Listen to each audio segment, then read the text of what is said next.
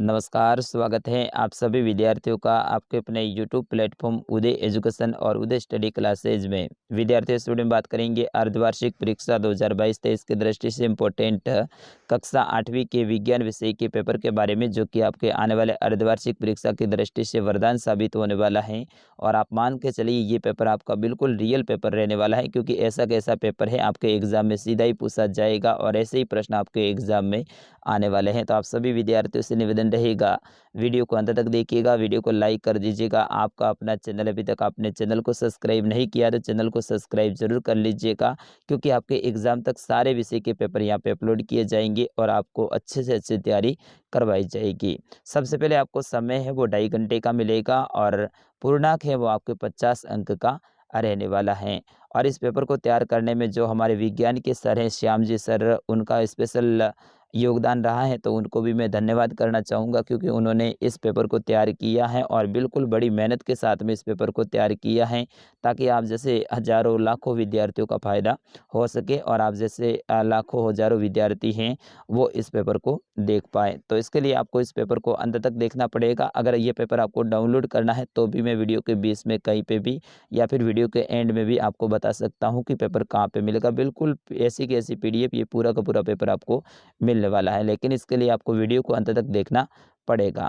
चलिए पहले प्रश्न की ओर बढ़ेंगे।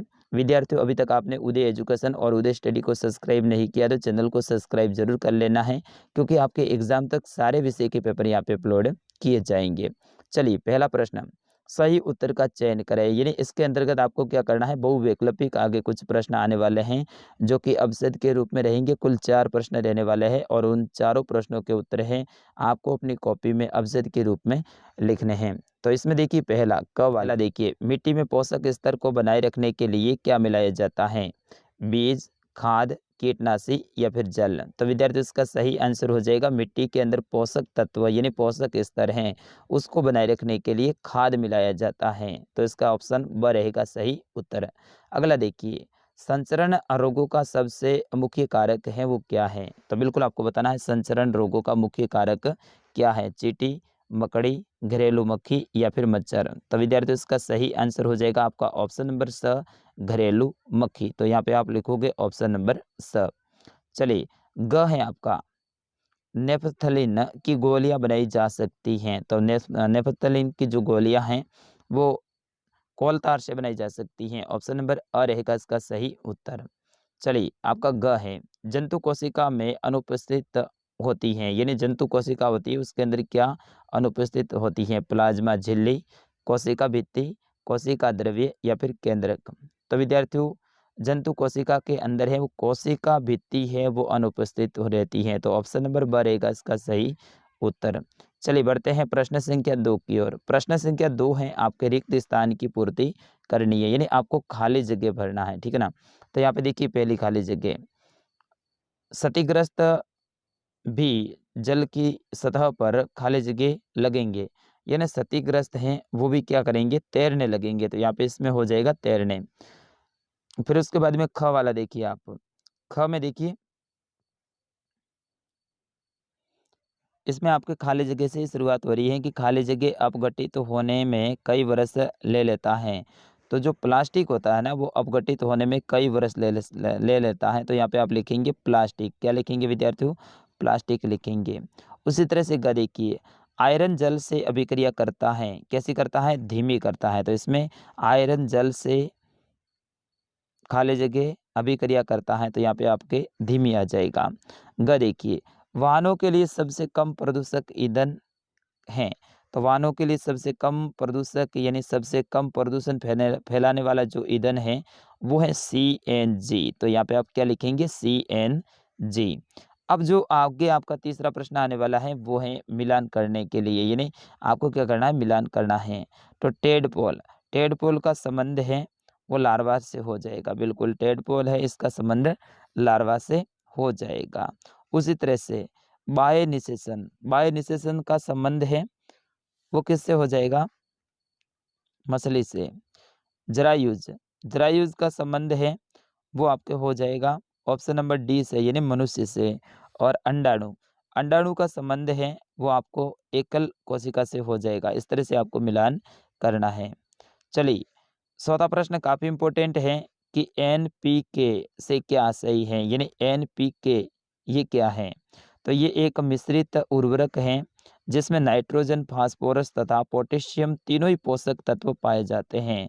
एनपीके एनपीके का मतलब होता है ये एक मिश्रित उर्वरक है, मतलब मिला हुआ उर्वरक यानी खाद है। इसके अंदर नाइट्रोजन भी होता है, इसके अंदर फास्फोरस भी होता है और इसके अंदर पोटेशियम भी होता है। चलिए, पाँचवा प्रश्न आपकी स्क्रीन पे है कि डेंगू रोग के वायरस के वाहक का नाम है, यानी डेंगू रोग है वो कौन से मच्छर के काटने से होता है? वेरी वेरी इंपॉर्टेंट है, इसके ऊपर आप स्टार लगा दीजिएगा।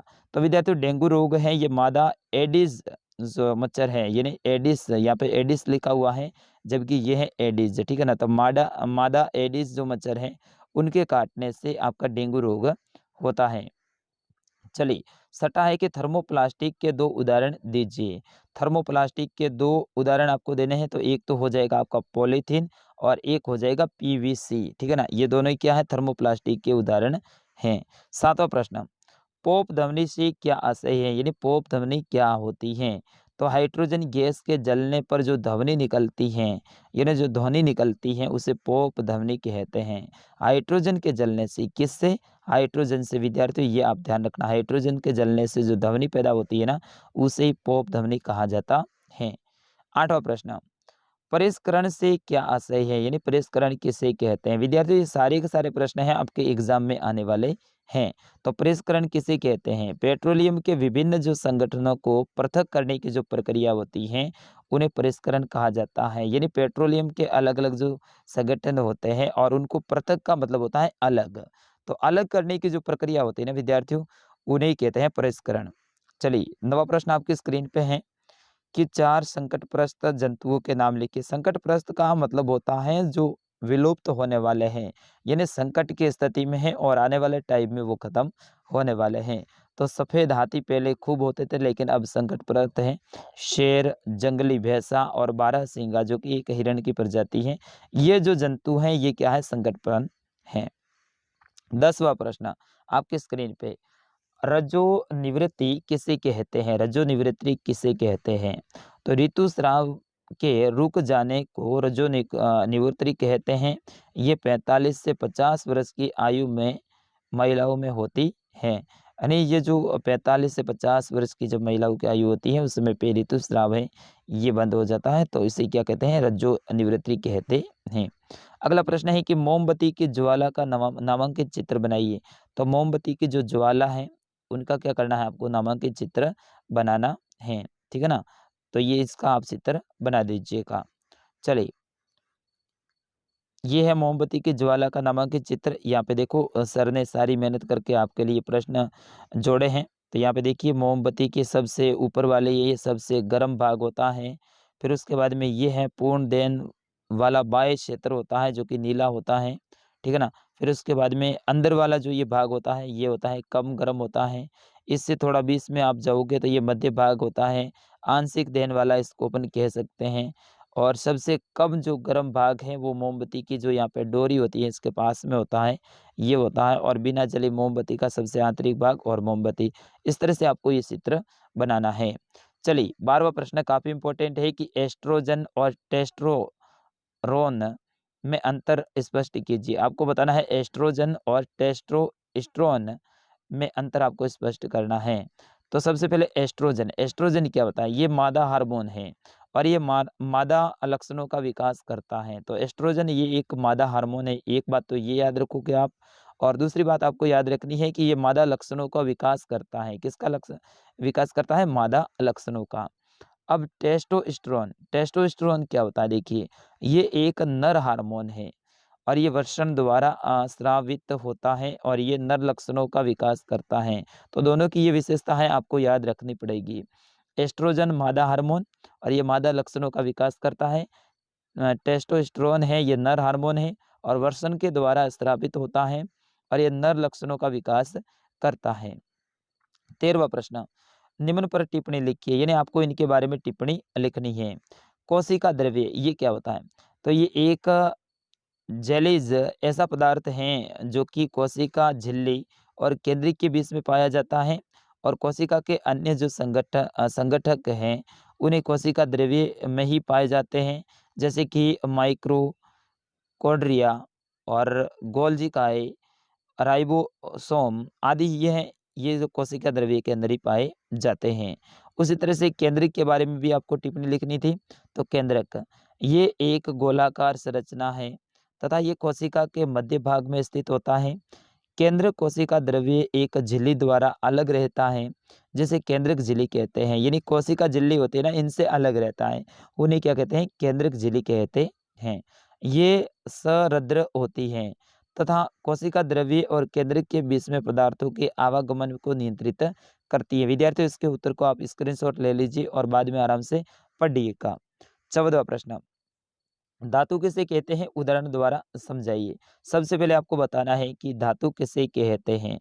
विद्यार्थियों, काफी इंपॉर्टेंट ये भी प्रश्न है। तो धातु धातु के पदार्थ जो कठोर, चमकीले, आघातवर्धनीय और ऊष्मा और विद्युत के सुचालक होते हैं, धातु कहलाते हैं। जैसे कि आयरन, कॉपर, एल्यूमिनियम। धातु को अपन सीधी सरल भाषा में बोले तो ऐसे पदार्थ जो कि कठोर हो और चमकीले हो, आघात वर्धनीय हो और ऊष्मा और विद्युत दोनों के सुचालक हो, यानी उसके अंदर गर्मी भी आगे बढ़ सकती है। जैसे कि लोहा है, लोहे का सरिया है, उसको अपन यहाँ से गर्म करेंगे तो उसकी जो गर्मी है यहाँ तक आ जाएगी, मतलब वो ऊष्मा का सुचालक है। लोहे का सरिया होता है, उसके यहाँ पे अपन अगर करंट जोड़ते हैं तो उसका करंट यहाँ तक आ जाता है, इसका मतलब है कि वो विद्युत का सुचालक है। आघात वर्धनीय यानी उसको पीट के अपन एकदम धारदार हथियार के रूप में भी बना सकते हैं और वो चमकीला भी होता है। तो इस तरह से इसकी विशेषता आपको बतानी है। चलिए, 15वां प्रश्न है कि प्राकृतिक रेशे और कृत्रिम रेशों में अंतर स्पष्ट कीजिए। ये तो वेरी वेरी इंपॉर्टेंट है विद्यार्थियों, स्टार लगा दीजिएगा। आपके बोर्ड की परीक्षा में भी प्रश्न छपने वाला है, मैं बोल रहा हूँ ना, ये प्रश्न आपके बोर्ड की परीक्षा में भी इस बार छपेगा। चलिए, प्राकृतिक रेशे क्या होते हैं?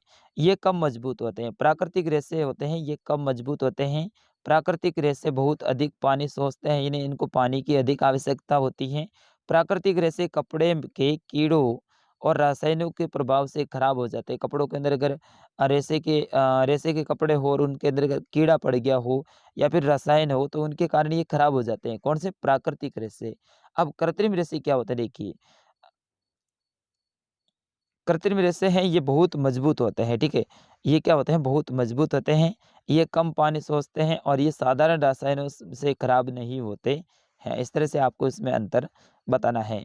चलिए, 16वां प्रश्न, पादप कोशिका एवं जंतु कोशिका का नामांकित चित्र बनाइए। आपको पादप कोशिका और जंतु कोशिका का चित्र बनाना है। सबसे पहले देखिए, ये दोनों का चित्र इस तरह से, मैं थोड़ा सा इसको झूम ऐसे इस तरह से कर लेता हूँ। यहाँ पे देखिए आपके सामने है, ठीक है ना, पादप कोशिका और जंतु कोशिका दोनों का चित्र है। इस तरह से आपको बनाना है। चलिए, 17वां प्रश्न, थोड़ा सा और जूम कर लेता हूँ। ओके, बल किसे कहते हैं? अन्योन्य क्रिया के कारण बल कैसे कार्य करता है? सबसे पहले आपको बताना है बल किसे कहते हैं और जब अन्योन्य क्रिया होती है उसमें बल है वो कैसा काम करता है। तो किसी वस्तु पर लगने वाले धक्के या फिर खिंचाव को बल कहते हैं। कोई भी वस्तु है अगर उसको अपन धक्का लगाते हैं या फिर उनको अपन खींचते हैं तो उन्हें क्या कहते हैं? बल कहते हैं। ये हम कह सकते हैं कि बल लगने के लिए अपन कह सकते हैं कि बल लगने के लिए कम से कम दो वस्तुओं के मध्य अन्योन्य क्रिया लगभग 79 के जैसे हम केवल कार के पीछे खड़े रहने के मात्र से उसे गति नहीं दे सकते हैं जब तक कि हम कार को धक्का नहीं लगाते हैं। उसी प्रकार से हम वकार के मुद्दे पर ये अन्योन्य क्रिया कहलाती है। यानी मान लो कोई कार खड़ी है, कार के पास में खड़े रहने से बल नहीं लगता है। जब तक अपन धक्का नहीं लगाएंगे तब तक वो कार वो क्रिया नहीं करेगी और जब धक्का लगाते हैं तो वो कौन सी क्रिया हो जाती है? अन्योन्य क्रिया हो जाती है। अब 18वां प्रश्न है, ये वेरी वेरी इंपॉर्टेंट है विद्यार्थियों। ये प्रश्न आपके बोर्ड की परीक्षा में छपने वाला है, आपके अर्धवार्षिक में छपने वाला है। लिख के ले लीजिएगा, इस प्रश्न का स्क्रीनशॉट ले लीजिएगा आपको, क्योंकि ये प्रश्न आपके एग्जाम की दृष्टि से वेरी वेरी इंपॉर्टेंट है। एक दोलन एक दोलक 4 सेकंड में 40 बार दोलन करता है। इसका आवर्त काल तथा आवर्ती ज्ञात कीजिए। एक दोलक है वो 4 सेकंड में है ना 40 बार दोलन करता है। तो इसका आपको आवर्तकाल और आवर्ती दोनों ही ज्ञात करना है। तो सबसे पहले आवर्ती, आवर्ती का सूत्र है दोलनों की संख्या बटा समय बराबर 40 बटा 4 बराबर 10 हर्ट्ज। यानी अपन दोलनों की संख्या की बात करेंगे तो दोलनों की संख्या कितनी है 40 है, तो आप 40 लिख दो। फिर उसके बाद में सूत्र क्या बोल रहा है समय, समय कितना है 4 सेकंड, तो 4 कर दो, 40 में 4 का भाग दे दो, तो कितनी बार जाता है 10 बार जाता है। तो इसका उत्तर आपके सामने आ जाएगा, आवर्ती आ जाएगी 10 हर्ट्ज। आवर्तकाल, आवर्तकाल का जो सूत्र है 1 बटा आवर्ती, तो 1 आवर्ती कितनी थी? आवर्ती अभी अपन ने निकाली थी 10, तो 1 बटा 10 बराबर 0.10 मतलब 1 सेकंड। ठीक है ना? इस तरह से आप लिख सकते हैं, आपका उत्तर आ जाएगा। चलिए बढ़ते हैं अगले प्रश्न की ओर। ठीक है विद्यार्थियों, तो इतने ही प्रश्न हैं आपके इस पेपर में, यानी 18 प्रश्न हैं जो कि आपके आने वाले एग्जाम की दृष्टि से काफ़ी इंपॉर्टेंट रहने वाले हैं। और आप सभी ने इस पेपर को अंत तक देखा, इसके लिए धन्यवाद। मैं आशा करता हूँ सारे प्रश्नों को आपने याद कर लिया होगा। अगर कोई प्रश्न में याद करने में कोई त्रुटि रही हो तो आप दोबारा से इस वीडियो को पूरा का पूरा देखिएगा और उस प्रश्न को आप याद कर लीजिएगा। मैंने शुरुआत में आपसे वादा किया था कि इस पेपर को मैं आपको दूंगा, तो आपको ये पेपर मिलेगा हमारी वेबसाइट पे। वेबसाइट है udaystudy.com। तो आप यहाँ पे लिखोगे udaystudy.com, ठीक है। उसमें आपको राजस्थान जीके का एक ऑप्शन मिलेगा या फिर लेटेस्ट पोस्ट का मिलेगा, उसके ऊपर क्लिक करना है और उसके अंदर कक्षा 8 विज्ञान पीडीएफ ऐसा लिखा हुआ आएगा, पीडीएफ डाउनलोड, तो उसके ऊपर आप क्लिक कर देना और वहाँ पे एक डाउनलोड का ऑप्शन आएगा। इस तरह से ब्लैक पट्टी होगी, उसके अंदर डाउनलोड नाम आएगा, उसके ऊपर क्लिक कर देना। सीधा ही पेपर आपके मोबाइल में डाउनलोड हो जाएगा ये पूरा का पूरा। अगर ऐसा आप नहीं कर सकते हैं तो इसी वीडियो के डिस्क्रिप्शन में, डिस्क्रिप्शन कहाँ होता है देखिए, वीडियो का यहाँ पे नाम दे रखा है ना मैंने, कक्षा 8 विज्ञान विषय पेपर वगैरह ये पूरा पूरा, इसके ऊपर यहाँ पे आप क्लिक कीजिए तो यहाँ पे नीचे बहुत बड़ा विवरण खुल जाएगा। उसी विवरण के अंदर इस पीडीएफ की लिंक मैंने दे रखी है, उसके ऊपर क्लिक कीजिए और सीधे ही आप इस पीडीएफ के ऊपर पहुंच जाएंगे और इस पीडीएफ को डाउनलोड कर दीजिएगा। विद्यार्थी मिलते हैं अगले वीडियो में, तब तक के लिए नमस्कार। लेकिन उससे पहले मैं आपसे एक राय भी लेना चाहूँगा कि आपको अगला कौन से विषय का पेपर चाहिए, आप कमेंट में ज़रूर बताइएगा। मिलते हैं अगले वीडियो में, तब तक के लिए नमस्कार, जय हिंद।